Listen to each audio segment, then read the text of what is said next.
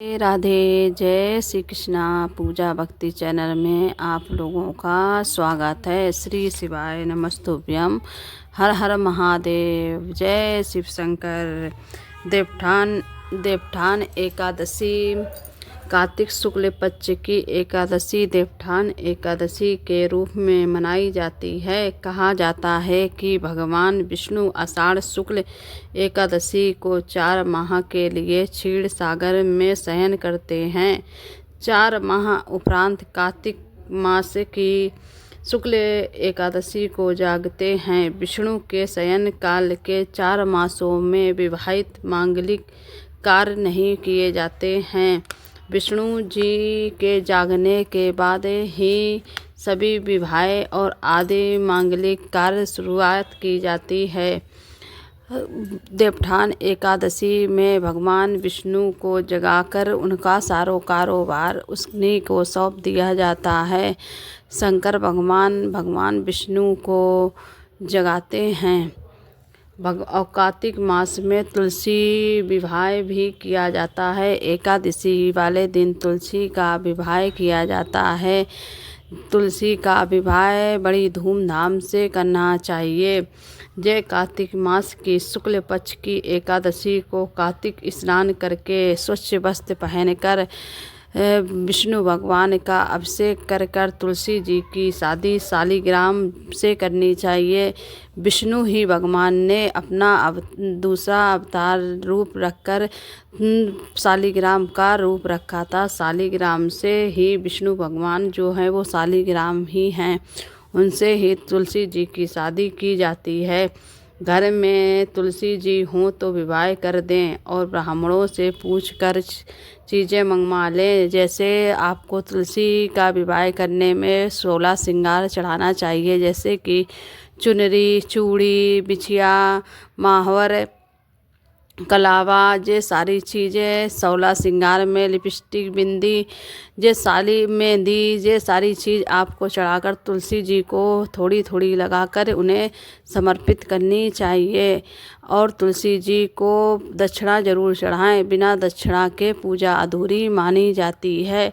तुलसी विवाह करते समय आप लोगों को तुलसी जी को खीर पूड़ी का भोग जरूर लगाएं, क्योंकि विवाह आदि कार्यक्रम में खीर पूड़ी बहुत ज़रूरी होती है। तुलसी विवाह और तुलसी का गमला चूने और गेरू से माड़ लें। तुलसी जी का विवाह कराएं, हवन कराएं, फेरी देकर पूजा करें। एक साड़ी ले लें, उससे मंडप सजा लें और ब्लाउज चढ़ाएं। मंडप के नीचे तुलसी जी से शालिग्राम के फेरे दें। मिठाई भी चढ़ाएं, दक्षिणा भी चढ़ाएं। तुलसी जी के साड़ी ब्लाउज ज़रूर चढ़ाएं और वो जो श्रृंगार का सामान उन्हें समर्पित करें, वो आप भी श्रृंगार का सामान बाद में यूज कर सकती हैं। चूड़ी पहनाएं, मेहंदी लगाएं, माहौर लगाएं। तुलसी जी का विवाह इस प्रकार आपको करना चाहिए। और तुलसी जी के विवाह के समय आपको ये गीत जरूर गाना चाहिए। मगने भई तुलसी राम गुण गाय के, मगने भई तुलसी राम गुण गाय के। सब को चली डोली पालकी, रत जुड़े बाई के। मगने भई तुलसी राम गुण गाय के, मगने भई तुलसी राम गुण गाय के। साधु चले पापया चीटी सो बचाए के। मगने भई तुलसी राम गुण गाय के, मगने भई तुलसी राम गुण गाय के। तुलसी विवाह इसी प्रकार आपको करना चाहिए। विवाह जब तुलसी का करें तो आपको इस दिन दान जरूर करना चाहिए, क्योंकि कार्तिक मास में जो किया हुआ दान वो 1000 यज्ञमेव के बराबर होता है। आप लोगों को कार्तिक मास में ज़रूर दान करना चाहिए। इससे आपको पूजा का पूरा फल अवश्य प्राप्त हो। आप लोगों को तुलसी विवाह अपने घर में करना चाहिए। अगर आप आपके घर में तुलसी का पौधा ना हो तो आप कहीं से तुलसी का पौधा मंगवा लें।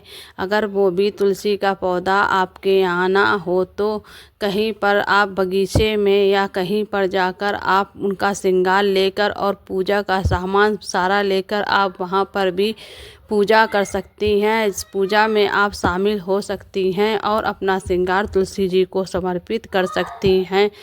इस तुलसी का विवाह करने से अखंड सौभाग्यवती का फल प्राप्त होता है और तुलसी का विवाह कर लेने से दोस्तों आपको दुगना फल प्राप्त होता है। और कार्तिक मास में पंचबिच्छू स्नान जरूर करना चाहिए, क्योंकि आप लोग पूरे कार्तिक मास स्नान ना कर पाए हों तो प्लीज़ आप लोग एक पंचबिच्छू 5 दिन तुलसी जी का विवाह एकादशी से लेकर आप लोग पूर्णमासी तक पंचबिच्छू स्नान अवश्य करें।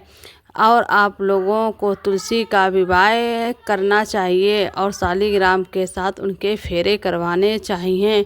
आई होप अगर मेरी वीडियो आप लोगों को अच्छी लगी हो, प्लीज़ मेरे चैनल पे आप लोग नए हो तो मेरे चैनल पर सब्सक्राइब कर लेना और लाइक कर देना। कमेंट में कमेंट ज़रूर करना। राधे राधे, जय श्री कृष्णा।